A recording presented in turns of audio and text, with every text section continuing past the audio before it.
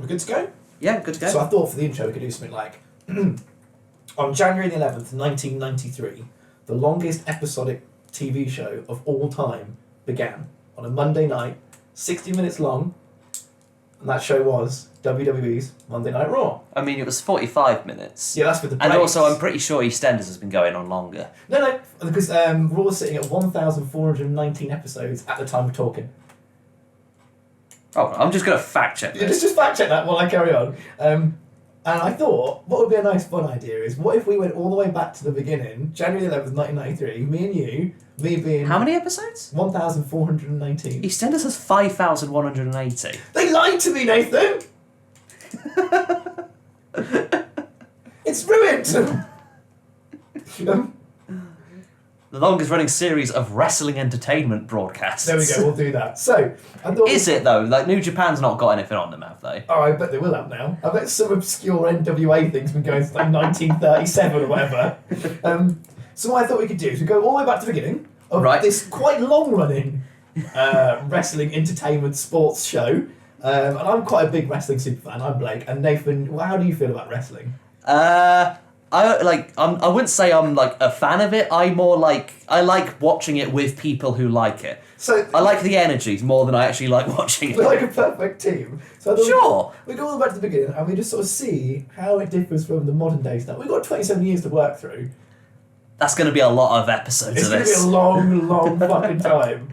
So I thought we could just go from the beginning, from January 11th, 1993, in the New York Performance Centre thing. They had it in New York Ballroom. Yeah, well done. I see you took that note. Yeah, and yeah, we're just going to go through it all and talk about it and see what we thought. Yeah, let's go through Raw. Let's go in Raw. Oh no, because I was going to say, I think you could say, because we're sort of starting from the beginning, it's almost like Nathan. There's no build-up, there's no preparation. We're just going in Raw. You see, that would be funny, except I'm the one who came up with the title. So we don't really need to know that. yeah, well, let's roll the intro.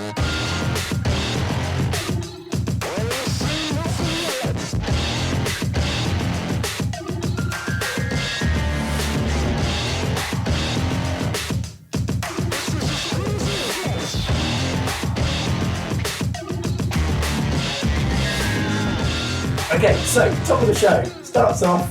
Before we see anything else, we get a really nice, good look at our commentators for the evening, which is Vince McMahon, Macho Man Randy Savage, and some local idiot, Rob Bartlett, who I believe was a DJ at the time. Probably. I mean, I think, like you mentioned while we were watching it, that you don't think he's ever commentated on professional wrestling before, and that fucking shows.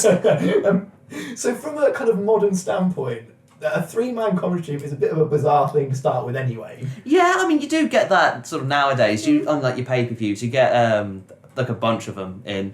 But yeah, no, two from what I've witnessed is usually a good pairing. It's a good amount. Because you get like your heel and you get your face, and that's fine. You colour and you play-by-play. Yes. Yeah, it would be like if me and you were doing this now, and we had someone else who kept chiming in and making derogatory comments towards obese people. Yeah. And the Orientals. His words, not mine. Yeah. I mean, before we get into that match, though, should we talk about the running gag of this episode? Yeah, so we get a nice little bit of the intro, and Randy Savage is wearing quite a delicious outfit, I'd say. Like, oh yeah, he's always a treat to look at. What was strange to me was the left side of the screen was kind of like a sort of like disco cowboy. Yeah. Middle of the screen was quite a well-dressed Vince McMahon in his sort of like tux and his sort of tails. Yeah. And a cummerbund. On the right side was just like he rolled out of bed. It like such a scummy. Well, he had a t-shirt and like a suit jacket on, so I can only imagine that Rob Bartlett turned up in a full jacket like Vince McMahon, and Vince was like, "No, you gotta wear the Raw brand. Take this shirt, kid." I just like to think like he looks like a baddie from GTA. He just looks like a really scummy drug dealer. So yeah, we have a nice little intro introducing us to Raw. Yeah, and the commentators. The thing is, like that intro in particular, the commentators are so damn quiet. Yeah, I think obviously like top of the show, the crowd. I mean, it's quite a close arena as well. Like, the arena, like I wouldn't say it was like sold out. It looks busy. Well, I mean, they claim otherwise. Yeah, but they always do. Yeah. I mean, like, sort of, if you was JR though, like, oh yeah, there's like 1 million people, the largest gathering ever of wrestling fans. We have 6 billion people in the stadium tonight, folks. I mean, have you looked outside? It's a ghost town out there. They're all here.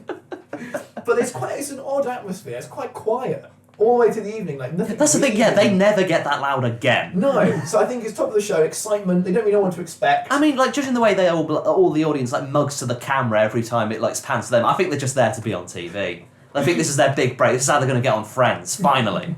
93 was. I think Friends was out in 93. I'm almost certain it was. It'll turn out Friends got more episodes than Raw in a minute as well. I bet we'll look up in a minute and be like, yeah, Friends got like 2,000. So yeah, so then we cut away from the commentary team to our long-running sort of segment of the evening, our story, the linchpin that's holding this episode of Raw together. And that's a man, I don't think you've seen this guy before, a guy called Shane Mooney. No, I haven't. Outside with a microphone on the street. As he says, in a chilly Manhattan, New York. It's like, freezing out there. He's got to spend the full hour out there. It's January. He's got like a big, nice sort of like sheepskin coat on. And who comes down the road? But another man I don't think you've seen him before either. Bobby the Brain Heenan. No, never heard of him. I've got a limited understanding of who. The thing is, like, I'd say I was quite a big wrestling fan, but I've never gone this far back before. So a lot of the people we're seeing, I have no idea who they are. That's the thing, because this actually broadcast before you were born. Exactly. A month before I was born, this was on television. Yeah, I mean, I was alive, but I couldn't form words. I couldn't form opinions on wrestling. Like now then, yeah? And who comes down the road but Bobby Henan? Oh, wouldn't you believe it? And it's very much a kind of, I was saying to you when we were watching it, like a Patterson and Briscoe spot. Yeah. Where they're trying, and obviously this came first, but like he's trying to get in the building, and Shane Mooney, doubling up as both an interviewer and a security guard, won't let him for some reason. I don't think McMahon's a bit stingy, but he can't afford both. Then you have like this long protracted row where I don't think it was scripted, it was like, I'll just go out there, improv something.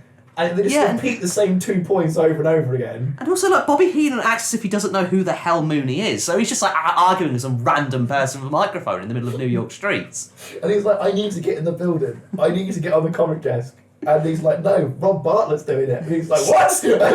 Which, I understand that reaction if he knows who Bartlett is. See, me and Nathan were having a running bet through the show of how many episodes we think Rob Bartlett's going to be on. I don't think he's getting past this one. I think this is his, like, one and done. So so they have this bit of a row, and he turns Henan away, and Henan goes off. But I think he says something along the lines of, like, I'll be back, or something, like he's going to try and keep getting in. Yeah. And then we get, like, the intro. It's been about 5 minutes now, hasn't it? Like, just people talking back and forth. Yeah, pretty much. What we're watching, the intro starts, and it's not too far away from what you'd have nowadays. It's red, obviously, it's the colour of Raw. Yeah. Like, you get lots of shots of the wrestlers. Kind of, and then it went negative for some reason at one point as well. It's like Monday Night Raw, but it was quite a competent, quite nice. It was modern-ish. Like the intro, like reel sort of thing. Yeah. It felt very like an old wedding video introduction, that sort of thing.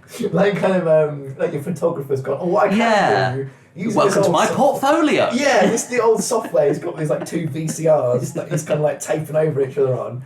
I wouldn't say it wasn't dreadful. No, it was so nostalgic, so 90s. Some of the things we see later, I'd say, are dreadful. Yeah. Like that bit, we'll get to it obviously a bit later on, but that little spot they had for that WF Mania thing on a Saturday morning, what the bloody hell was that? But we'll get to that later.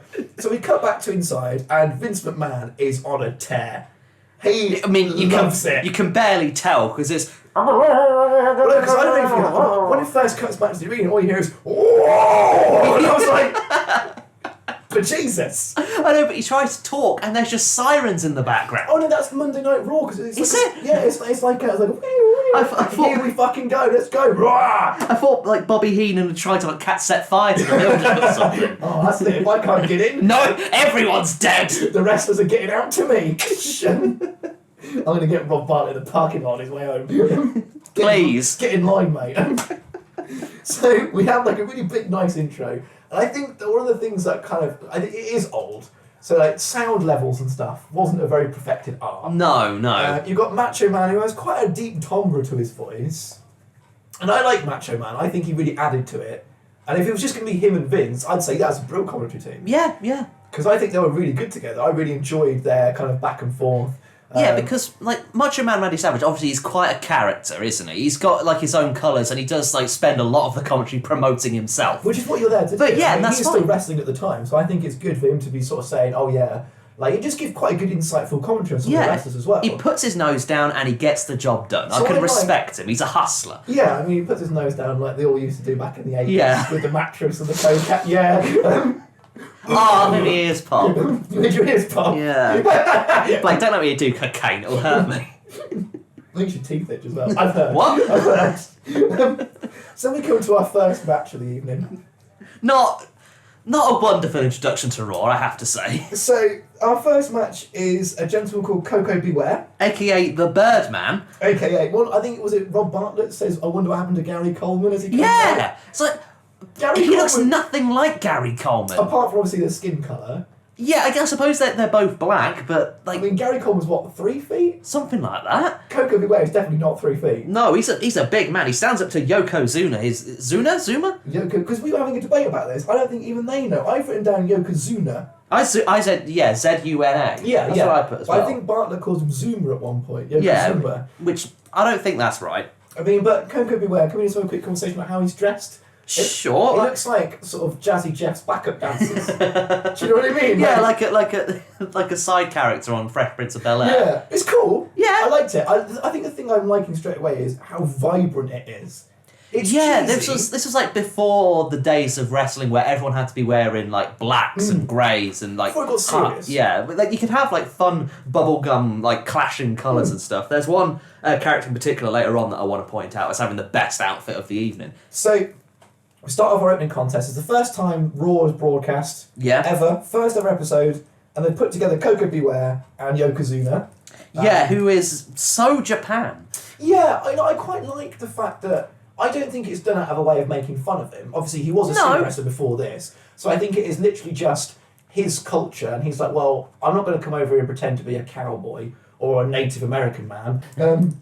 It's very much sort of like, this is what we do in sumo. We take the salt, we spread the salt, you know. I think, is it ward off spirits or something, is it? I'm not even going to hazard a guess, Blake. And obviously the bell rings and off we go. And I think one of the first things Rob Bartlett mentions is the size. He uses the word Oriental in one comment. Yeah. Like a large Oriental man, I think he might have said. Something like that. He just no. One of the first things he says is something to the degree of Yokozuna should be spending less time at the sushi bar and more time at the salad bar. Zing!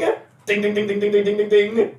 And that sets the tone for Rob Bartlett for the rest of the evening. And that sets. I mean, like the match it's all right.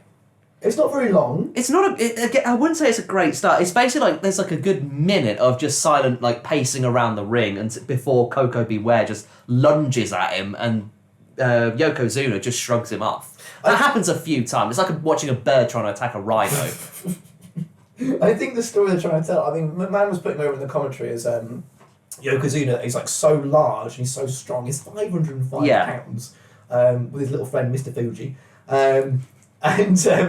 He like he's I think McMahon was saying like he's never left his feet before. Like no one's been able to knock him over before. No. So this guy is like. Well, do you reckon that's like a build up to Royal Rumble or something? That someone's finally going to be able to take the man I'd down. say so because obviously they're putting him over as like this hulking mega beast. Yeah. They really give him the shine. Like Coco Beware, I think he was in a tag team with Owen Hart before this. I think got mentioned on commentary.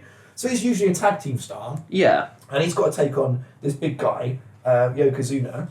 And it is very much a giant versus it's strength versus speed. Yeah, So as you say, Beware runs in one or two times, jumps up, and literally just bounces off him. He does get a few good like jump kicks in at some point. Yeah, he kind of knocks him back to the rope, and they're all going, "Oh, is this going to be the first time Yokozuna gets knocked down? Is he going to get knocked down?" And there's a good bit of back and forth, but it is quite ponderous. I'll give you that.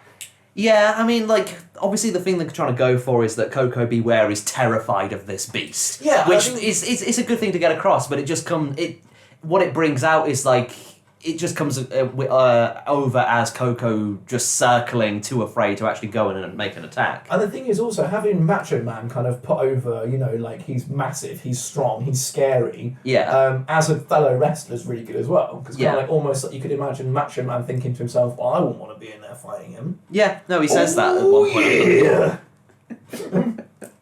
And, well, I think we both sort of said to each other that it's almost like a proto-Rikishi. Yeah, definitely. Like, there's a lot of like recurring moves between them as well. Yeah, I think a lot of the things. So I mean, stuff that we noticed. He Irish whips Coco Beware into the corner at one point, and then runs in, turns in the last second, and kind of like slams him with his back. And yeah. Which I think that's Rikishi's signature. It just like he does that every time. And then he doesn't we're not on quite stink face levels yet. No, we're not there. Because I imagine Rob Bartlett having like a proper retching session of that. But he does do, I think it's called the bonsai drop, so he climbs himself up onto the second rope, and also, can we just mention the ropes look incredibly loose? Yeah, they're like they've got like just actual bungee cords for this. It's kind of set up like a boxing ring. It's Yeah. kind of like the ropes are so loose, and I don't know about you, but as Yokozuna was climbing up, I was terrified. I was really scared. It was putting them buckles to the test. I mean, like, the whole thing just kind of gave under him, didn't it? It was mad. And he puts his feet on either side of the turnbuckle, and basically just kind of drops himself back and sits on his chest. Yeah. I think Rikishi does that quite a lot for the 1, 2, 3. And it was done in what, 3 minutes, 4 minutes? Yeah, it was only a short match. I don't think, unfortunately, obviously it is supposed to be putting Yokozuna over, but you could have given Koko Beware a lot more. Like, you could have had his speed was never really kind of showcased, if that's what they were trying to get across. No, like I say, he got a few good kicks into him, but it never really seemed to phase Yoko. So it was Yoko? Yoko, number 8. Yeah. Number 8. It never really seemed to phase Suna that much. So if they wanted to try and put Koko Beware over a bit more, yeah, maybe if they would have done something that like actually made him look like he was in for a shot with that. I mean, not even like in for a shot. He could have just like slipped out of the way of Yokozuna. He could have come in for like one of those big throws he was doing at the beginning, and he could have skidded underneath, or just make him seem like a competent wrestler. Yeah, just make him seem like he actually, when he's in the ring, he knows what he's supposed to be doing. Not in the case of he's green, he doesn't know how to work, but like if you're approaching a man like Yokozuna and you're the Birdman, Gary Coleman, Koko Beware. Gary Coleman is the Birdman. Koko should have been aware that, Yokozuna, £505, I mean, just coming off the ropes a bit more. But then again, with the ropes being that loose, I won't want to come off them. No, definitely not. I mean, Yokozuna came off the ropes at one point, which surprised me. Yeah. Like, I was going to say to you before he did that, I was like, what's the bet? He literally doesn't run the ropes at all. But he did, he ran the ropes, I'll give him his due. The ring nearly tipped over, and then he just kind of like leg dropped him. Yeah. Like Hulk Hogan would do.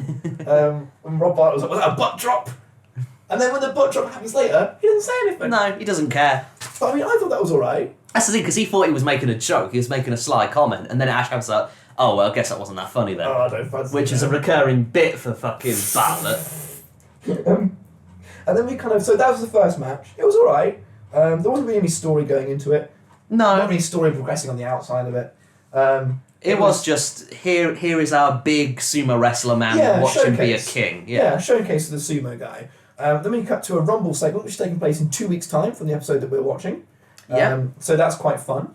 Nothing really happens in that segment, and it's just basically an advert for the Raw Rumble that's happening in 2 weeks. Pretty much, and then it cuts back, and again, speaking of boxing, there's a lady with like sort of flash dance style frizzy hair. Yeah, like the unitard, I guess. Yeah, and Nathan, can't say that. Shut up. And she looks terrified. Like, she's smiling, but her eyes are screaming, someone has a gun to my back. Like Yokozuna, she was walking back into the ring, just sort of eyed her up a bit. She's like, oh! But yeah, she's like kind of like in like a boxing context. The lady that comes out with the round 2, but this one just has Raw written on it. Yeah, which they know they're there. They've paid money to get in. So she's kind of pointless. Yeah, but I mean, WWE doesn't really pass many opportunities to have a scantily clad, sexy lady up on stage. So I wouldn't say she was that attractive. Not having a go at her. But she was 90s attractive. Yeah, okay. She was slim, she was buxom, she had big hair, big blonde hair, she was blonde. Yeah, fair enough, maybe. And then your favourite guy, Bobby Heenan, gets a promo. Jesus Christ, yeah. And like, he's made to promote... Who was it again? Okay, so from what I understand, I've just written down Bobby Heenan does a promo on the Master Race. But I think what he was trying to get at is there's a guy called Mr. Perfect. You know this guy? Yeah. Okay, and obviously his whole thing is he thinks he's perfect. But Bobby Heenan has a man who is even more perfecter. And his man is named Yeah, that was it. It was Narcissus. He was trying to promote a guy called Narcissus, but poor Bobby Heenan has just a really bad lisp for the entire thing. I don't even think I just don't think he can pronounce Narcissus. I didn't notice him when he came back later as his hilarious comedy characters having a bad lisp. Yeah, it wasn't that noticeable, but when he was in front of the camera going, Narcissus... So Bobby Heenan is a snake man. Apparently so. And I mean, you've told me before that Vince McMahon finds it hilarious when people can't speak properly. He loves people with lisps and making fun of them. So we have like a nice pre-tape section where he says, he's got a more perfect man than Mr. Perfect. Yeah. Called Narcissus, and he's going to bring his perfect man, I think, to the Rumble, and they're going to have a scrap at the Rumble. Him and Mr. Perfect. Yeah, I believe it was at the Rumble. So that's his whole thing. But it's shot in front of like this kind of not to go back to your analogy of like a photography studio, but it looks like a sexy photography studio. It's like a purplish, pinkish background. Yeah, like with a weird sort of grainy texture to it. It honestly made me feel a bit sick. Like it just looks so like if you touched it, it'd feel furry. But not in like a good way. Yeah, and it made me feel a bit ill. Like it looked like Bobby Heenan was sort of like wobbling in front of it, like a heat illusion. So that was kind of fun. I quite like Bobby Heenan there. I could take him seriously there. Yes, yeah. He actually seemed like he was trying to promote the wrestling business and not there just to be a little comedy card, even though the list kind of was there for that reason. Yeah, so I'm excited to see his Narcissus guy. Yeah. Because we see Mr. Perfect later, and he's not really all that. No, he isn't. So I'd like to see his Narcissus guy. Maybe he's like a fucking bona fide solid gold hunk. Let's hope so. That's what I'm hoping. Like a 90s hairy, greasy hunk. So maybe we'll get some nice master races fighting against each other. Oh, Jesus. Later on. It was very much sort of like, he's bigger than you. My man's more perfect. Yeah, he's in better proportion than you. I have the Ubermensch, you don't. He's more blonde than you. So that was that was Bobby Heenan coming back for another little bit of pre-taped wonder. And now I don't know about you, but this was probably my favourite section of the evening. Was the following section, the next match? Yeah, that was a very good match. So the Steiner brothers, Rick and Scott Steiner. How could you forget Scott? He's like the one who actually went on to do something. So the Steiner brothers, Rick and Scott, they are wrestling two lads in hoods called Pain and Agony, the Executioners. Which is funny because I swear they were introduced as the Beverly Brothers. Yeah, there's a bit of confusion about it. I wrote down Steiners versus Beverly as well. So I don't know, were they previous? Maybe they were talking about a match they had beforehand. Maybe. I'm not sure. But no, they were the Executioners. Yeah, and essentially the Executioners must be a really nice gimmick because you could have anyone playing the Executioners. Yeah, If one of them leaves or gets ill, just put another lad in a hood. You're laughing. Yeah. Because they're literally wearing like black tracksuit trousers. Just a black tank. T-shirt. Yeah. And a hood. A black mask. So they were quite sort of blank slate, sort of boring. Yeah, they're just chaff for other better tag teams to eat through. And I think the Steiners were pretty good. They were pretty damn good. They back and forth. Yeah, they looked a bit stiff. Like they were probably actually beating the ever loving shit out of them. I think when your guy is the size of the Steiners, it's difficult to take the gentle approach. And I mean, like, just a quick conversation about how the Steiners look. Like, obviously, I don't know if anyone's seen Scott Steiner like in the 2000s. He wears like a chainmail thing. I know you've seen him. Yeah, no, definitely, Mr. Ass or whatever. No, he calls he's himself. a big booty daddy. Big booty daddy. That's it. Big Papa Pump. The man has the oddest muscles I have ever seen. His biceps are like squares of Spam. He's such a strange, disgusting looking man. So to the point where I don't know if we figured out which one was Rick and which one was Scott. Oh no, yeah, I think the one that was first on was Scott, the one in the green and black. Oh, what the leotard that he's wearing? Yeah, and Rick was wearing like an odd like helmet, sort of like an old thing. Yeah. Rick was wearing like an odd mishmash of colours. It was like reds and purples and blues, just like spots. Yeah, I mean they definitely stood. It's a nice contrast against the Executioners, who were quite plain and quite. Yeah, bland. When you're a tag team though, I'd like a bit of uniformity, I guess. Like it did seem very. If they weren't the Steiner brothers, it would just seem like they've randomly put these two guys together. Yeah. Other than being big bruisers, and they're 10 a penny, they didn't really have this. Didn't seem to have any sort of like you say like synergy with the way they were dressed. No, other than they were both big men. Or even their personalities were a bit. No, they didn't really have personalities. I don't think there's time. Like, no. What was Yokozuna's personality? Japan. According to Rob Bartlett, big Oriental guy. But no, these guys were wicked. The only thing that kind of distracted me a little bit was it kept cutting to Doink the Clown. Yeah, who Bartlett refers to at first as Dork the Clown, which either he's horribly misinformed or terribly unfunny, and I'm going to bet my money on both. I just like the fact that Vince McMahon trying to save Rob Bartlett's terrible joke is like, well, you might be right. And he always says, oh, you know, his name is Doink the Clown, although you might be right, he might also be Dog the Clown. Well, yeah, and that's a running thing with Vince McMahon and Bartlett in this entire thing. Bartlett would make like a really bad and crass joke, and Vince McMahon just completely ignore him and go back to the commentary. I kind of appreciate that speed and like sort of like, okay, that didn't land, let's move on. Yeah. Let's move on. And he is very energetic the entire night, Vince McMahon. Yeah, whereas I'm just remembering like the days of JR and Joey Lawler, where Joey Lawler would say something and there'd be a 2-second silence, and Joe would go, what the hell are you talking about? And then like a 15-minute row. Yeah. Oh, that's going to be great when we get to that. But yeah, it's the Steiners, big guys, big power moves. I mean, like the Executioners though, they stood their own in terms of putting on a good match. Yeah. Like, obviously, they didn't just like stand there and take it. They tried. And it was a really nice back and forth. There's a really cool sequence after Doink the Clown appears, and he's just got his arm in like a paisley rag that's supposed to be a sling or something. It comes back to the ring, and the closing sequences involve like the Executioners slingshotting one of the Steiners off the ropes, and he goes for like the Executioner goes for like a drop onto his belly, and then he gets back up. He tries to go for a leapfrog. I think it's Rick, or is it Scott? Scott? The guy in the leotard. The multicoloured one. Yeah, that's Rick. Okay, so then Rick just catches him in like a spinebuster position out of nowhere and just slams the hell out of him. Yeah. That was awesome. And then the finish of the match.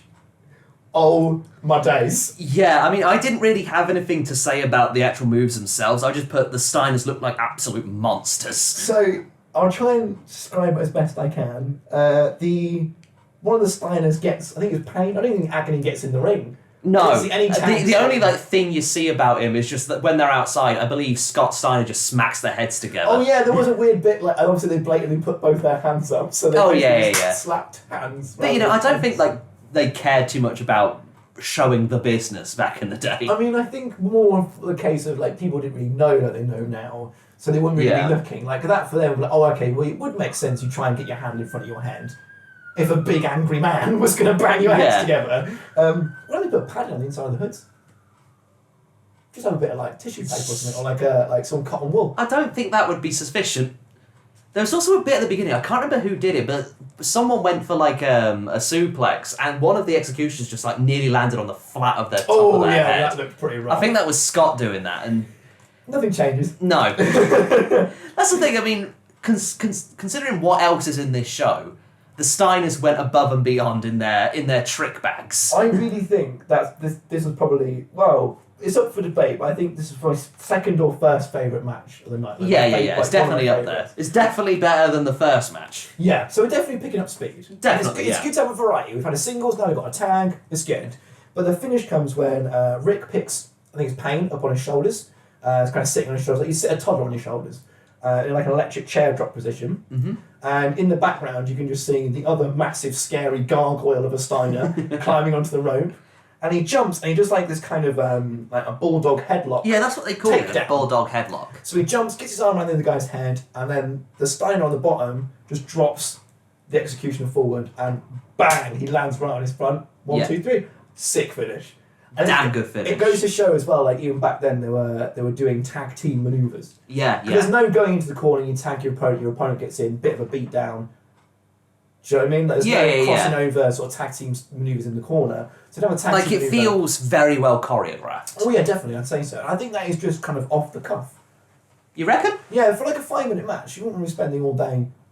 No, but I mean, there probably would have been like, hey, let's do this as a finish. Oh yeah, definitely. Yeah, the finish would have been because I mean, if you noticed when the Executioner got put on the shoulders, he did put his hands over his ears. He got his hands up here, so when the jumping headlock thing came in, he wouldn't like basically hit him in the back of the head. Yeah. So he was protecting himself. I just written down here. My next note is the music shit. Everyone's music is terrible. Yeah, I mean, it was like before the Attitude Era, no one really had good music. Well, there's a song on later that's all right, but for the most part, Yokozuna has Yokozuna music. Yeah. I don't remember what Coco Beware's music was. No. That's the thing, like, none of the music to me was memorable enough to actually bother Make a note noting. about it. And then we go back to our linchpin of the show. Yeah. Did you want to talk about this one? Bobby Heenan his next brilliant plan to I get mean, into the building? I didn't really write too much down about this. I wrote 3 words. Is it Bobby Heenan? Yeah. Because I keep switching back between Heenan and Healy. No, it's Henan. It's Henan. Yeah. Okay. Yeah, Henan sort of approaches Mooney again and say like, oh, but this time he's wearing like a women's outfit. He's all dressed up like a woman one. He looks like he looks like Mrs. Doubtfire. It's I don't really know what to say about it. I mean, all I wrote for that was Bobby Heenan says trans rights. I just wrote down Bobby Heenan drag. Yeah, and that's all you can really say about it. He turns up in drag, tries to get in, and Mooney's like, piss off, mate. You're obviously Bobby Yeah. Heenan. But he tries to make out like he's Rob Bartlett's auntie. Yeah, something like that. If he said that to me, I'd let him in, because I can see Rob Bartlett's auntie looking like that. Can you? Little fat, chubby weasel of a man. So we cut back from there, and this is probably one of my favourite bits. There's Oh, an God. interview with Vince McMahon, and he's interviewing someone that we had quite a bit of a discussion about, Yeah. Razor Ramon. I've written down here, Razor Ramon jumps out of a Rolling Stones music video, looking like a Dark Side Mac Payne. He looks like he took a dip in a barrel of grease as well. And we couldn't decide if we were supposed to be Italian or Latino, but I think Ramon, Italian, and the Latino. I think Razor right. Ramon as well. Like he's trying to be some sort of bad guy out of Greece. Yeah, I think he's a very sort of Tony Montana-esque sort of thing, Yeah. isn't it? He keeps saying Chico.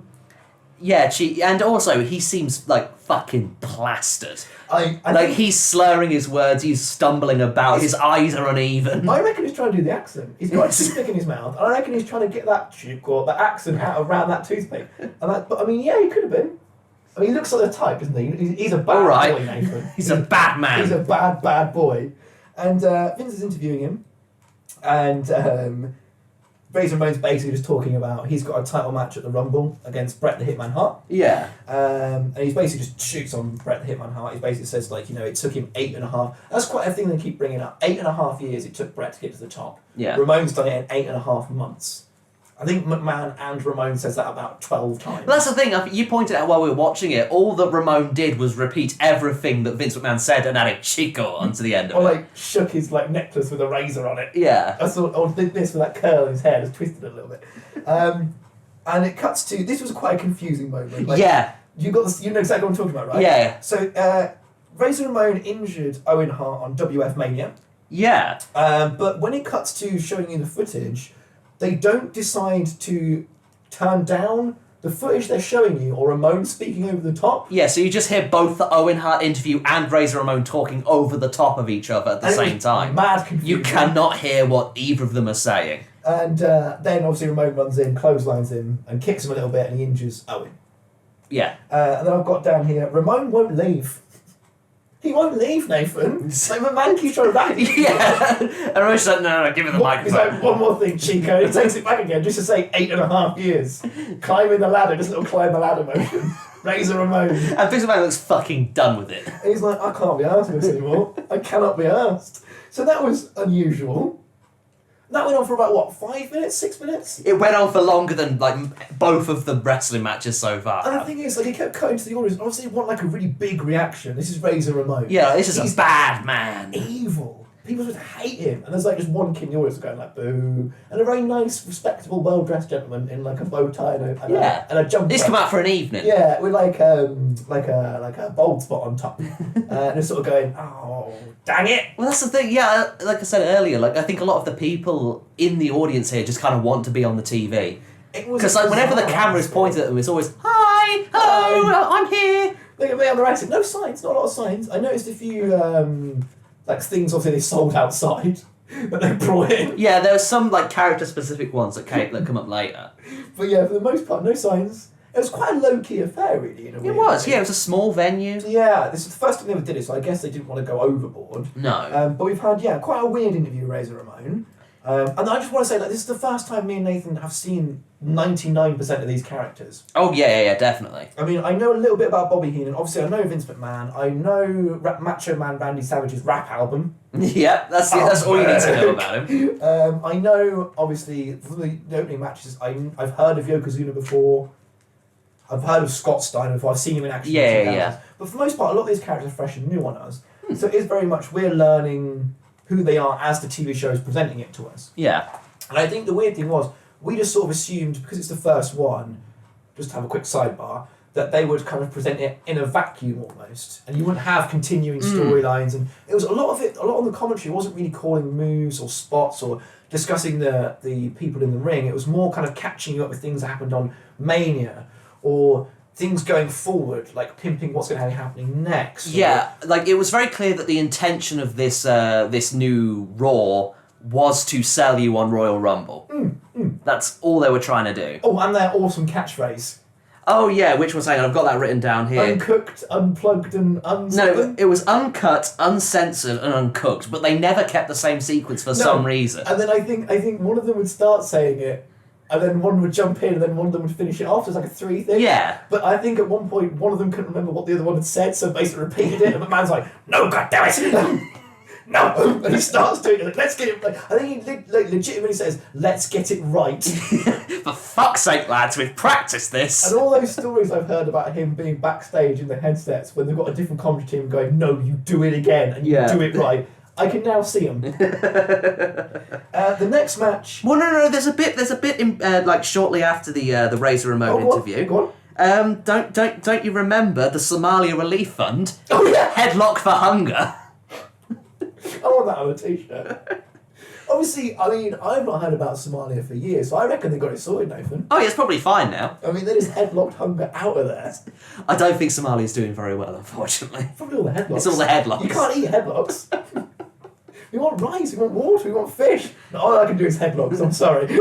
And this section is introduced by a character called Tatanka, a Native American wrestler, and we were a bit worried at first because we saw this guy dressed in all Native American garb, and we figured, oh god, this isn't another white person doing a whole Native American gimmick. But no, apparently it seems, the Wikipedia that I found seems to suggest anyway that he is actually Native American. And I kind of don't like the association of Somalia.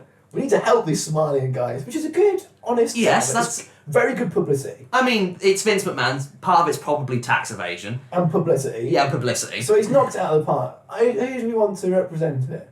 Bret Hitman Hart? He could do it. He's the big how face. about one of our big names? No, big faces. Give it to that Native American lad. Old-timey, Native American people, they're basically the same as Somalians, aren't they? Moving on. Yeah, let's move on. From that horrible sequence, I'm going to have to Google later if that Somalia thing went well or not. What if they absolutely burned down the entire country? Because I just think the altruistic nature of the WWF is something that... doesn't have a good record so far. So you were writing notes, so you missed this, but the next match is Max Moon. Yeah. Who's fighting Shawn Michaels for the Intercontinental belt. Oh no, I got that. Michaels is the champion. Max Moon comes out, and his costume is fantastic. is spectacular. He looks like, the way I've described it in my notes is he looks like a bubblegum Kane. It's all bright blues, bright pinks and whites, and it's it's amazing. He looks so cool. His music was, again, on the same level. Forgettable. But I don't know if you noticed, as he was coming out the ramp, you didn't really get a close-up. The production values are quite strange as well. I think we're just used to the modern product. Yeah. So, we don't get a cut of them coming down the rampway. It does look like a low-key indie wrestling thing, but with, high-tech cameras and microphones. It looks like ECW. From 1995, 1996, it looks like ECW. I mean, from what I've seen of other indie wrestling gigs, it looks kind of like them, but more crowded. But as Max Moon is coming out, he throws fire and streamers. Oh, that I did miss. I know, because you were writing it, I was like, whoa. He's on the ramp, and he kind of puts his hand up in the air, like a big theatrical gesture, and so a little puff of fire. He does it again, and then he just starts throwing streamers. I love Max Moon. Why did he become big? I was like, I love this guy. And at that point, I was like, I don't care who's wrestling, I want him to win. And then you found out who was wrestling. And then an early version of Sexy Boy starts. Yeah. Sexy Boy! With very sexual moaning at the beginning. I'm not your boy toy. Because it's done by by a group of women rather than Shawn Michaels singing it himself. Yeah. So the intro kind of was very, very sexual. Maybe that was Shawn Michaels, you don't know. I felt quite uncomfortable. I didn't really like that very much. But, so they get in the ring. It's our first championship match. It's good to have one in your kind of premiere show, your new production. Yeah. And this match was Amazing. As you can see from my notes, I've written down the most here, as I've written down all night. Oh yeah, the match is incredible. The commentary is not so much. This is when Bartlett, is at his worst, and we'll get into that later in. But if you want to start, okay, so we start off with some really, really nice, clean chain wrestling, like very traditional, slow start. They lock up. There's an arm drag. They're wrestling for control, trading hold for hold. They're basically showing off each guy. They're showing Shawn Michaels. He's swift. He's clean. He's technical. yeah, They're showing off Max Moon. He's quick. He's nippy. He can kind of everything. I think there was one section where Michaels tries to lift him up. He just slips straight off his back onto his feet. yeah, he's slippy. And they do the whole leapfrog drop down spot that we were talking about earlier on with the Steiners. It's really, really nice back and forth. There's nice fast action. There's a big dropping move. Then they go into a rest hold, sort of take it down a little bit. Yeah. And the crowd comes across as quite Japanese in this match. Very respectful, kind of quiet. So there's kind of a hushed silence, and then when they do like the sequence, there's one sequence where they're doing some chain wrestling, and Michaels goes to the rope and he hooks the rope with his arms so that Moon can't roll him up into a victory roll. Yeah. Michaels bumps the hips. Max Moon rolls on the back of him, back up to his feet, and they both stop for a minute. That's the end of that sequence they were doing, and the crowd applaud. And that happens 2 or 3 times. So obviously people are into this one. Yeah, I'm interested in this journey of Raws that we're going to be taking, of when that cuts off. When does the loud, obnoxious audience start? Because I assume that it's going to be like the situation of there's one guy who's shouting and people pay attention to him, and then everyone's like, oh, if we all shout, we'll all be heard on the TV.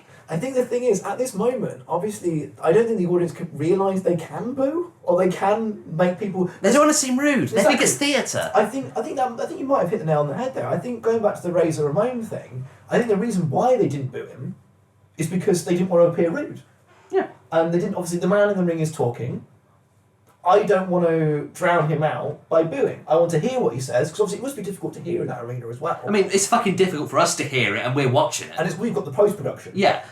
So it must be hard to hear. So obviously maybe that's why they're quite hushed. But the crowd eat this match up.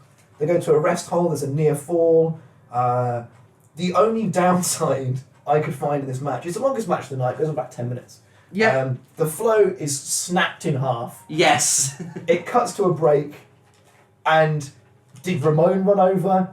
Did the pre-tape bits? It must have been pre-tape. The pre-tape bits with Henan. Did he put them in the wrong places? What happened? I don't know. You could have had a break in any other match, and I would have been fine with it. But for for the strap, the IC belt, the most important match of the evening, arguably, because the winner of this has a big match against Marty Jannetty at Rumble. Yeah.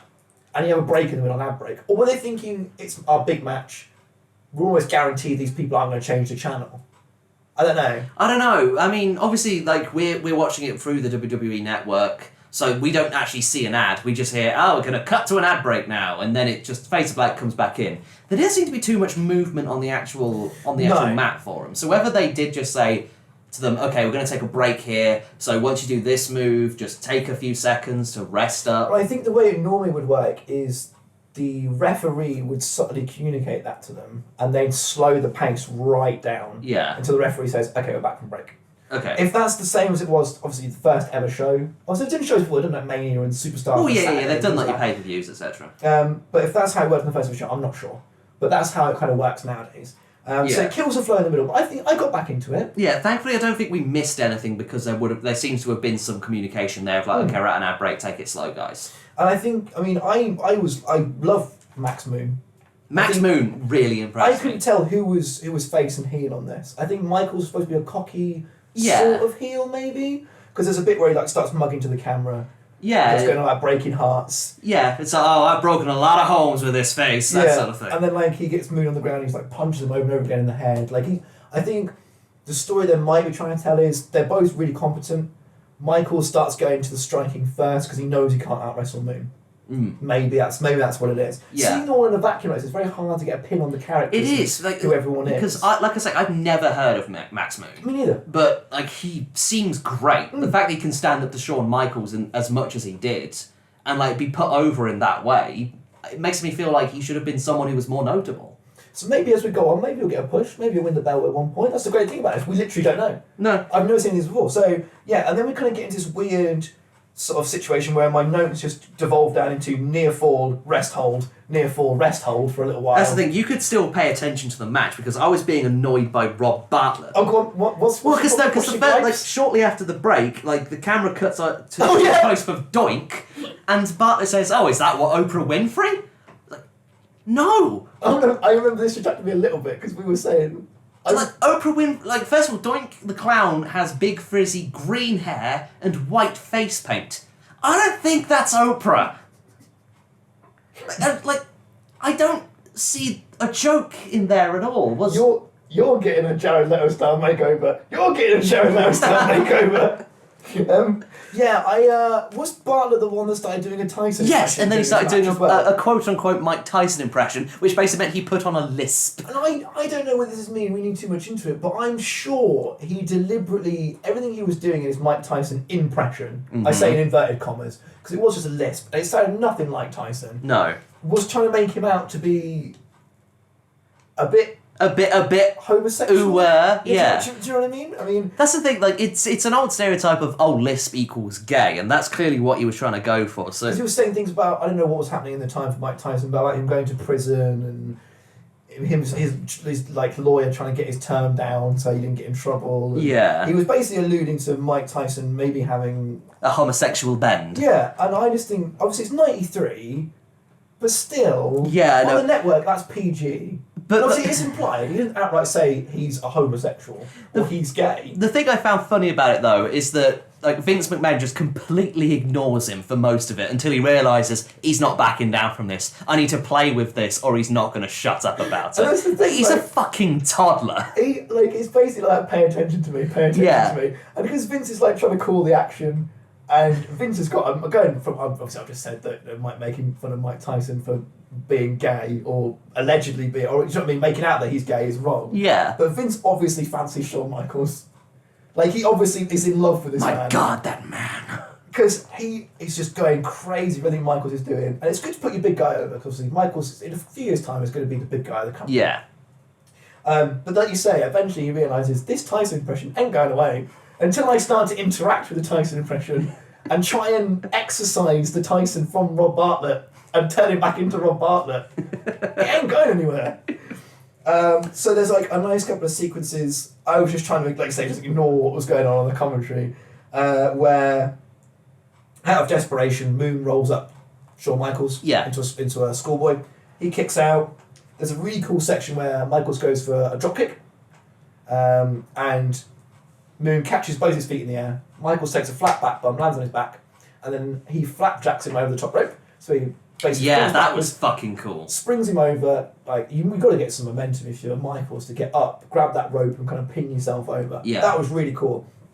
They then take it to the outside for 2 or 3 moves. I think Michaels gets up, Moon on the apron, just like a diving kind of sit.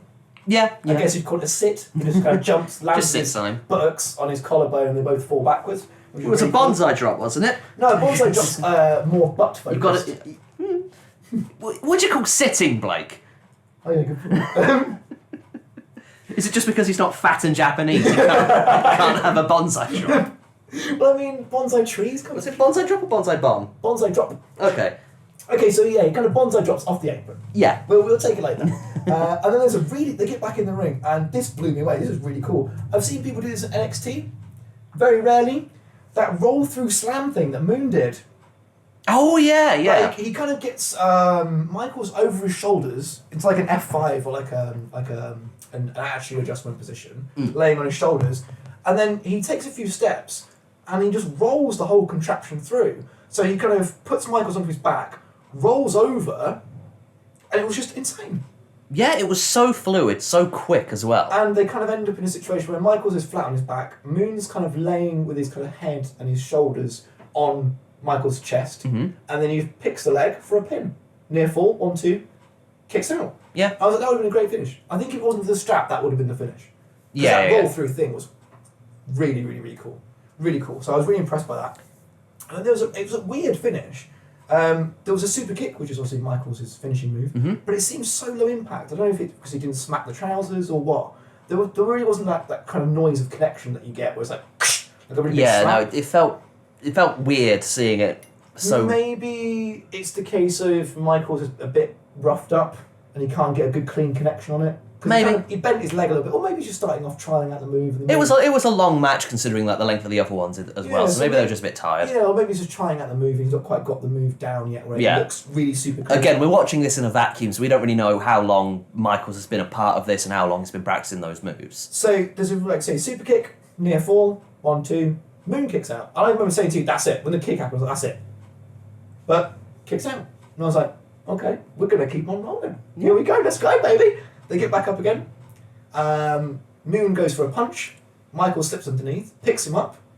Moon slips out, goes for a punch. Michaels picks him up, doesn't slip out this time, and slams him. Pins 1, 2, 3. Yeah, I was like, unusual finish, but it was. Was the kick not? But I mean that sort of carries on into modern day WWE, doesn't it? It's like, oh, that was the finisher. It didn't actually finish them. Let's just do a regular ass move like a minute later, and that will finish them. And like, if it had been 5 minutes later, fair. But literally, it was like 30 seconds left in it, wasn't it, after the super kick? But a weird finish, but overall, a really good match. Yeah, it was really fun. Really enjoyed that. We get an ad for WF Mania. Yeah, it's good to know that WWE is caffeine free. I think this ad is great. I love this ad. Just in broad strokes, it's an advert. I'm not going to take all day on it. There's parents laying in bed. Their little shithead kids come in. Saturday morning, start jumping on the bed. Like, it's 10 in the morning, let them rest. Do you know what I mean? They're probably going to work all week. Yeah. They don't want to watch Michaels and Damien Destructo, whatever his name is, do a wrestle. They want to sleep in. They've had a busy week. And then Ray Traylor, the big boss man, out of nowhere, just grabs the camera and goes, "Dah!" for that. And that wakes him up. Yeah, it would wake me the fuck up as well. Same. And then they all run downstairs. And then it goes like, WF Media, 100% caffeine free, Saturday mornings, blah, blah, blah. And I was like, okay, that was weird. And then, speaking of weird sections, then we get the Rumble Report. I couldn't make head or tail of this, David, could you? No, but, it was presented by Mean Gene Okerlund, so that's nice. Yeah, pimping out Ico, which is McMahon's... Ico Pro. Yeah. Yeah, what would you say it was? It's like protein supplement thing? But the phrase was like... You've gotta want it. Yeah, you've gotta want it. And it feels very like they live, consume, purchase, be one of us. I could see McMahon saying, you've gotta want it to a lot of people when he meets gotta want it for the first time. Do you know what I mean? I think that's like his personal mantra. That and unraw, uncooked, unfiltered, or whatever it was. Decaffeinated. Unsmoked, or whatever it was. So it's like a backstage section, and it's the Rumble Report. And it's basically just a way of building beef between superstars. Yeah, because you've got Michaels and Jannetty having a little bit of beef. They're arguing about their girlfriend or something. Yeah, Sensational Sherry. Now, I think Michaels kicked him out of the park on this one. Yeah, I don't remember anything about what Jannetty said. Jannetty just came across... So, essentially, it's all pre-recorded, and they're in front of that really nice purpley background. Yeah. Earlier. Oh, lovely. And Michael starts off, and he's basically said, I'm still the champion... I'll fight you at Rumble. He comes across as super charismatic. I can see now why he's a really natural fit for wrestling, because he just exudes confidence. Jannetty's good, don't get me wrong. He's good. There's just a few sections where he doesn't seem sure of what he's going to say next, if you know what I mean. No, he's just like, oh, if you think that Sherry's going to be in your corner, then I don't think you know her very well at all. It just seemed very, low-key. I mean, I don't want it to be, like screaming, really high intensity. No, you don't want Hulk Hogan. No, but I wanted something a bit more. Jannetty just sounded like, oh, it's my 7th go at this. Yeah. I'm tired, I can't be bothered.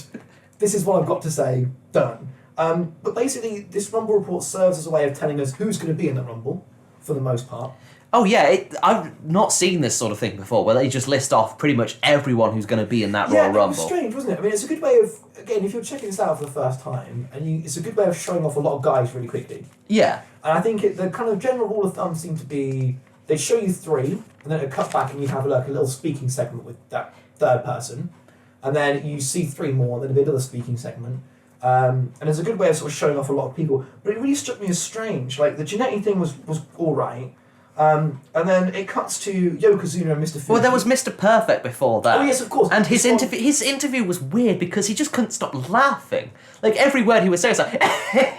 like, he just had, a laugh behind every word. He was... I think it's, a nervous thing to kind of tie him over. Maybe Mr. Perfect's not that perfect. Yeah, his was kind of like a counter Master Race promo to Bobby Heenan. Yeah. Where he was like, no, I am the biggest and the best, blah. Yeah, typical stuff. Then we go to, like I say, you're quite right, then we go to Yokozuna and Mr. Fuji. Mr. Fuji, his handler. I love this. It was hilarious just because Yokozuna was just doing his thing of just going, "Yosh!" like loudly, angrily at the camera, while Mr. Fuji was trying to talk over him. But the camera was more focused on Yokozuna, and it was just gradually phasing out Mr. Fuji from the side. I think what it was going for a really slow zoom, but Yokozuna kept coming forward, so it gave it a really weird kind of like... It was very intimidating. Yeah, like a very weird sort of zoetropic effect where... and then, like say, Mr. Fuji in the corner, he's still making eye contact with the camera, but he's steadily getting etched out of that So he's having to like screen. lean into Yokozuna. I loved it. I didn't write down very much what anyone said. No. Mr. Fuji's basically saying, I've got a big guy, he's a monster, he's in the Royal Rumble, he's going to win the Royal Rumble. He's going to kill you all. As you say, Yokozuna just kept going, yes, too, which I thought was amazing. I love this. Then we saw a couple of other guys, no one really of note that kind of stuck out. Well, there's Hacksaw Jim Duggan. I'll give that a second Jim try. Duggan gives a speaking segment where he basically says, I might not win, but I'm going to go in there and I'm going to kick as much ass as I can. Yeah, he's full of energy though, bless him. And he's got that 2x4. He is basically a wrestling Billy Mays. Yeah. I like his catchphrase of ho! Ho! If that can be considered a catchphrase, one noise. I don't know, but so yeah, we're all high on it. We love this section. This section was weird. Yeah, sure. It's strange, and I've never seen anything like it. Like I said before, but it's nice to sort of get a good feel of who we can expect in the Royal Rumble. And it's like it's not just like here are the big faces we're going to have in. It's also like mentioning a bunch of little guys, including a Matador fella. Oh yeah, he looks interesting. Which I don't know. He feels like kind of fodder for the Royal Rumble. Like sort of would come in, be laughed at, and then thrown out almost immediately. Like a Santina Morella sort of thing. Yeah, or a No Way Jose. Yeah, which is a shame. Was Mr. USA Hacksaw Jim Duggan? I could not tell you. Because one guy who was billed as like Mr. USA as well. He seemed quite interesting. I think that was Hacksaw Jim. Oh, okay. No, well, was it? Then. Maybe, I don't know. I can't really remember. But yeah, that was really fun. We really enjoyed that section. It was weird, but it was good. Maybe that's what the pre-shows are now for. Things like that Rumble report. Yeah. Will be on your modern day pre-show. I'm not sure. I don't really watch the Yeah. pre-shows. I've got a life. I've got things to do. No, same here. But then things get a bit sour, don't they, Blake? Oh, they do. Nathan. Because guess what? Bobby Heenan's back. Fuck's sake. And you were thinking, okay. If you were going to say to me, okay, Heenan's going to have 4 segments. The beginning, he's him. And then he goes through some sort of like Dana Carvey, Master of Disguise level of kind of plot to get into the building. Give me some characters you think Bobby Heenan will play. I probably would have said drag. Yeah, that's a pretty obvious one. In '93. What? I don't think either of us would have guessed. Would that be he dressed up as a Hasidic Jewish gentleman? And it's very stereotypical. It's very bad. At one point, he claims his name is Uncle Morty. He's got to get in there to see his nephew because his nephew has the bagels and the discount tickets. And his nephew's Rob Bartlett. So if you imagine his extended family tree, you've got Rob Bartlett, you've got his auntie, who we saw earlier, that was Bobby Heenan, dressed in a really like sort of sickly purple blazer. And like a blonde wig, yeah. And then she's married for some reason to a Hasidic Jew. And it's very, like, he's got the hat. He's got, like, the curly hair. The big bushy beard. He's putting on an attempted accent, I'd say. Yeah. But at one point, he just starts pulling his bushy beard down himself. Yeah, and then Mooney's like, what the fuck's wrong with your beard, mate? What's going on? I didn't realise Jewish people have removable beards. And he's like, Henan! Like it's an old 70s sitcom. And again, like, it goes on for way too long as well. Like, it slowly fades to a title card while Heenan's still yelling about his nephew and stuff, and how he's got to get in there. I can just imagine Vince McMahon sitting in the corner just pissing himself. You know what I think is funny? Jewish people. So then it gets even worse, surprisingly. So I reckon in Raw, there's like a 10-minute segment where they were like, okay, we've got 10 minutes. Let's just make fun of some Let's not forget as well, they cut the best match of the night in half for an ad break. They couldn't cut any of the racist or anti-Semitic nonsense. So I've just written, there's an upsetting sequence with Kamala with jungle music. So Kamala is an African-American wrestler, and he is playing the character of Kamala. I apologise, Yeah. I'm not quite sure what his real name is. And he has a way they describe it as a handler. Yeah, and So he's the word also wearing handler. like an animal skin waistcloth and also like tribal paint is the only way to Yeah, describe I'd it. say so. With stars on the chest and then like white round the lips. Yeah. And then some gimmick on the eyes as well. Yeah. His handler, is it kimchi? I can't remember his handler. I'm not even gonna He's guess. dressed up in quite colonial explorer clothes, like a Dr. Livingstone style. Yeah. thing. And then they had like a Sami Zayn looking chap with them as well. I don't know. It was good to see this being repeated 7 years later in 2001. Yeah, with Regal. Yeah, because Kamala came back in 2001, dressed the same, and basically, I don't know about you, but I reckon his character is Jungle Man, yeah? That's what I think that's the idea. Like someone's He's- just basically taken him from the jungle and then- forced him to wrestle. Yeah, and there's a lot of There's horrible overtones with that. Yeah, I mean, I'm not saying that Vince McMahon is a slave owner, but I wouldn't put it past him. I think, obviously, being very charitable, the whole idea is we need big, broad characters. So we've got Razor Ramon, a heelish Latino Yeah. bastard. We've got a sexy American man. We've got a lumberjack in Hacksaw Jim Duggan. We've got a guy called Donnie Destructo or whatever later. There's a wrestling It's not Destructo, it's worse than that, I'm afraid. There's a wrestling Undertaker. They're like, what can we get? We've got a lot of white people here. We need a jungle man. Maybe Kamala was alright with it, we don't know. Oh, Papa Shango's in the Rumble, speaking of upsetting. Upsetting stereotypes, yeah. So, this sequence basically is Kamala turning babyface from being heel. Yes. So- Basically, from what we can tell, his handlers, for want of a better term, turn on him for some Yeah, reason. they were abusing him after a match. It's a strange thing because there's no commentary on the actual No, package. like it feels like the audio from that package feels as though it's been replaced. Like none of the sound actually sounds as though it's from it. So I'm concerned that maybe the commentators of the night were saying something they didn't want repeating. When you say commentators, you mean Rob Bartlett, don't you? I mean Rob Bartlett. Oh, look at that jungle man. It did seem very muted and flat. Yeah. But, I mean, it was an alright segment, it's an alright sequence. Yeah, I mean it's good to recount the face turn, I suppose. Yeah, so I like the fact he went face as well, so like... I can't remember the exact reason, but like the guy was described as a reverend, the one Okay. who saved him. So there's a guy, like a James Brown and Blues Brothers looking guy who comes Yeah. out called Reverend Slick. Reverend Slick, that was it. Obviously a take on like a gospel preacher Which, kind of gimmick. again, questionable, but when you put it next to the Jungle Man, We're moving it doesn't look as We're bad. moving in the right direction, Yeah. aren't we? I mean, don't forget they described the Great Khali many years later as, like, you know, like an African monster or whatever, from the jungles of Africa. So, Kamala he's in the ring, and Reverend Slick runs in, and Yeah. he breaks it up, and he stops his handlers sort of attacking Kamala, and they hurt Reverend Slick, so Kamala turns on him and bets him up, which is Good. great. I like that a lot. So that's cool. Like I say, it's a very nothing sequence. With no commentary, it felt really bizarre. Yeah. But That's whatever. all you really get is like an intro of like how Kamala has quote unquote seen the light thanks to Reverend Slick. I wrote at the end here, Reverend Slick frees him, which I think is a bad way of writing that down. Yeah. Well, Well, we've got one more match to get through. Should we skip to that? yeah, I think that's basically the end of the whole Yeah, Kamala thing, I'm isn't getting upset talking about Kamala. it? The worrying thing is, he might be on it a lot. We might have to talk about Kamala a lot, so we're gonna have to be careful with our words in the Yeah, future. we'll have to formulate our opinion a bit more succinctly on Because that he later. could be like a good performer, and we might have to do some research to see whether, like, how okay with this he was. Yeah. I mean, if we read his like Wikipedia and find out he rebelled from WWE because of this character, then we're gonna feel like vindicated. And I will bury it to the ends of the earth. Yeah, But if he was alright with it, I would be more okay with it. But so, our last match tonight, our main event, if you will, yeah, is a 2-minute match. Oh, good. yeah. And it's The Undertaker. Exciting, right? The Undertaker. Undertaker. And Paul Bearer. Exciting. Yeah, always Taking fun to see on Paul Bearer. A man, what was his first name? His name is Damien Demento. He sounds like a really shit magician. So, okay. Demento gets the already in the ring treatment. Can we not call him that?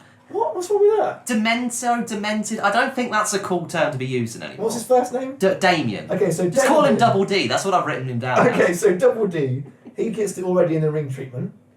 So Yeah. the camera cuts to him, he's already in the ring, he doesn't even get an entrance. No, showing Kamala was more important. Yeah. Having an ad break during the Michaels match was more important. And he looks alright. He's got a unique look. He's got like he looks kind of like a Soul Calibur character. Yeah. He's got very sort of big, bold, sort of like costume. He's got like big teeth on his hood and stuff. Which is awesome. He looked quite very gothic and very scary and demonic. Which was awesome. And then I think you get one bong of the Undertaker music. Yeah. There's like one bong. Well, it's not. I guess maybe he's not quite as over at that point.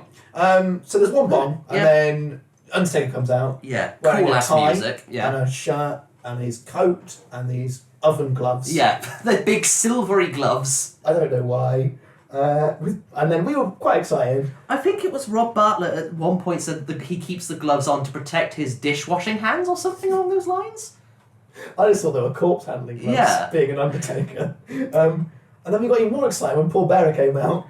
I love Paul Bearer. And 2 minutes was not enough to hear him go, "Woo!" That's the thing, because like the match is going on and he's not mic'd up or anything, but the cameras are close enough to where the entire match is underlined with a whole "Woo!" Like it's haunted. Yeah, it's like a haunted wrestling match.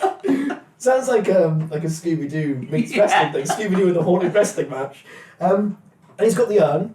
And I believe he's controlling the Undertaker through the urn. I never know the story. Yes. And then there's one section where it cuts to... Because the action in the ring's quite good, we'll get to that in a second. But there's one section halfway through the match where it cuts to Paul Bearer, and he has the urn beside his face, and he's putting like a very sort of Paul Bearer face. Yeah. And it's very much sort of like... I don't know, like the sort of the cover of a fantasy movie DVD, like with the villain in the corner. It looks like an old poster for a horror movie, like a 1940s Island of Dr. Monroe sort of. He was the Paul Bearer. Yeah. Oh! Like so, imagine that noise and then put it to a face, and you've got what Paul Bearer is doing. Something like Vincent Price would do. Yeah, definitely. Yeah. The action's good. The action kicks off. The Undertaker basically no-sells. Oh yeah, he gets punched in the face like 3 times and does nothing. No-sells it, and I've written down here, Undertaker was quick. I was so surprised with how fast the Undertaker could move. I know he was quick, and I know there's been certain sections in the later years where I've seen him be probably that fast, if not faster. But just seeing him there, just the way he could move was unreal. And I adored it. Yeah, I don't think there's not too much to talk about match-wise, I don't think. No. Just because, not to spoil it, but it's 2 minutes long. I think a lot of the offense on the Undertaker was great. He does a very early version of old school. So he climbs up the ring ropes, walks along. Again, very nervous watching someone walk those kind of ropes. Yeah, because they're very springy. It's like a boxing ring. And it's just very unusual back here to see him do that sort of manoeuvre. But it's really good. I really, really enjoyed this match, even though it was 2 minutes. Yeah. I absolutely loved it. I think a lot of the zombie no-sell stuff that Undertaker does obviously comes in later. Yeah. And this is very much like, I'm a wrestler first, I'll do this like zombie stuff second. Yeah. And yeah, he just kicks the ever-loving crap out of Double D. Oh yeah, I mean, Double D does have a bit of a comeback. Yeah, like at one 2 or point, 3 moves. he gets like a bit of a I'm doing something to him now, and then just completely squashes him. I think the big section is you talk about when Double D comes off the ropes and he's that diving shoulder block. Yeah. Yeah, because then the Undertaker does his sit up, which is like his version of hulking up, which was cool to see it that. Then the Undertaker does the same move. He runs, and the height he gets off that, man. He's a big, powerful man. And then he gets him for the tombstone power driver. Yep. Weird to not see it with a leg on either side. Did you notice as well? He has both Double D's legs over his right shoulder, whereas if you see it now, he has a leg either side and you in the middle, and then drops you to the tombstone. Oh right, yeah. Do you know what I mean? So that was unusual. And then he does the crucifix pin and the eyes. Mm-hmm. Cool ass match. Undertaker in his prime. Prime ham. Yeah. The Undertaker. And then that's where you think it would end. No, there's a very strange, tasteless joke about a proposed steel cage match between Woody Allen and Mia Farrow. Now, I'm not going to explain to you why that's tasteless, but if you've heard of Woody Allen in the news recently, you probably know about the things he did, and it's related to that. Let's leave it at that. Can we please? So then we go to a Vince McMahon interview segment to close us out for the evening.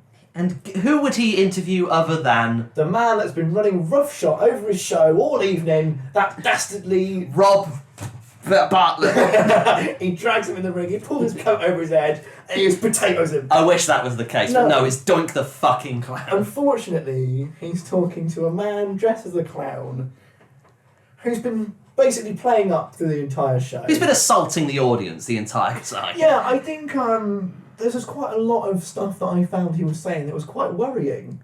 Yeah. Like, he was saying, oh, if I laugh at my jokes, what does it matter if everyone else gets because Vincent them? Mann accused him of not being funny, which, to be fair, is factually true. There's no clown on earth that's funny. No. No clown. Clowns are not funny. It's just too Especially not Doink. It's just too much concentrated funny to actually be funny. Too much of a good thing can kill you. Too many clowns will kill you. So this is just strange. This is just a weird moment. Yeah, and it serves no real purpose other than let's have a man come out and beat up Doink the Clown. Or attempt to. Well, because he brings out, what's his name, Crush? So him and Crush apparently have had a bit of beef. I guess. Which feels bad because Crush looks like an actual wrestler, man. Wrestler, yeah. Not particularly good with a microphone, bless him. No, he was struggling to remember you have to speak into the microphone for people to hear you over the microphone. No, I'm not going to blame him for that because Vince McMahon constantly snatched the microphone away and then put it back in his face. I think he learned from Ramon. Yeah, I can't let him have it. Read it back in, baby. Let him speak, read it back in. Keep it snappy. So they have a bit of a chase around the ring. I said to you, it's like the shittest wrestling Batman angle ever. Crush slowly jogs after Doink. Yeah. Doink slowly jogs Doink's got away. some legs on him. And Doink climbs into the ring and taunts Crush, and this is where you'd expect Crush to jump slide in, beat him up. No, that doesn't happen. It just cuts back to outside, and you've got Bobby Newman. Henan. Sorry, He-Man. Bobby He-Man. Bobby He-Man. The final punchline to that. Oh yeah, so when he was, because we got quite angry about the Jewish thing, we forgot to mention his last plan. Yeah, after he gets unveiled as being Bobby Heenan, he says to Shane Mooney, "Oh, the roof. There's got to be no security on the roof. I'll try the roof." I'm like, why would you tell him that that's part of your plan? Do you realise I'm going to try to stop you again? And then so he cuts to the roof. Well, is it the roof? It's the elevator to the roof, I think. I couldn't tell, but Shane Mooney's there on the roof, and it's like they've literally picked him up and moved it. Like he's in the same angle on the shot, the same place on the screen. It's like they wheeled the building out to bring the new set in. Like they pulled it down from the top, and Henan comes in on the same side, the same position he's on, but in the background there is a security guard now. Yeah. So apparently there is security. It's not just Mooney. Just on the roof, not on the doors. And this is a hilarious... Oh, it's so funny. Because my man's already said, show's over, he'll go home. Yeah. What happens? Henan gets top. He doesn't realise the show's over, does he, open? So Mooney's like, oh, you can go in now. Go on, go in, fill your boots. Yeah. And Henan's like, really? Really? Papa, I can go inside? I can see the wrestling too? And the security guard was like, oh, okay, in you go. And of course, the moment he gets to the door, the show cuts out. Yeah, and Mooney sort of looks back, he sort of raises his eyebrows a little bit. Oh, aren't I a card? And I a stinker. And then it ends. It just ends. No credits. And I've written down, what in the blue hell was the last 5 minutes of that? There's nothing of note that happened in the last 5 minutes. Upsides and downsides. Very quick summary. What did we like? I liked Shawn